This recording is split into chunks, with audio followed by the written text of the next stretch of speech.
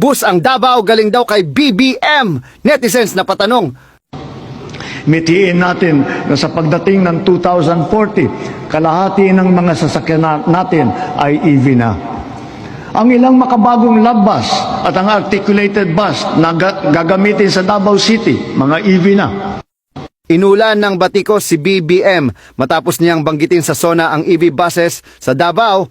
Maraming netizens ang napakunotno dahil matagal nang may ganitong proyekto sa lungsod at iniugnay ito sa lokal na pamahalaan at sa mga Duterte. Kaya ang tanong ng netizens, bakit parang bagong accomplishment? Kung may ambag ang national government, okay, ipakita ang ambag. Pero kung proyekto na ng lungsod, bago pa ito ma-highlight sa SONA, baka naman huwag agawin ang credit.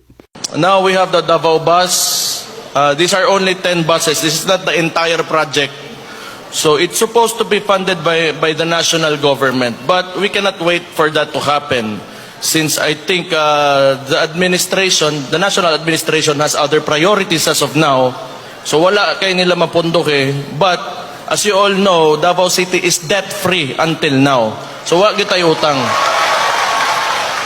Maunang kaya na to mo gasto, mo palit ta og mga ingon aning sakyanan para sa inyo ha, ato aman eh.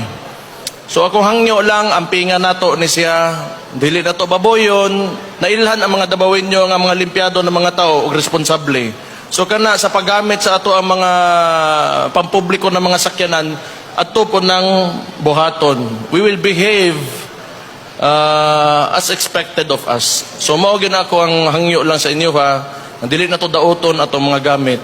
So ang tibuok project is moabot na sa og 70 billion. So medyo dako na siya. And unfortunately, medyo wala kayo dili aligned ang dili man pod aligned pero the national government is not supporting us sa ing-aning nato nga kagustuhan. Pero I think and I believe, we believe that the Davaoenyo is ready to move forward. So mana diri sa tibuok Pilipinas, if I'm not mistaken, kitas mga pinakauna, if not kita lang, ang ni-invest og ingon ani for public transportation. So congratulations to you mga Davaoenyo.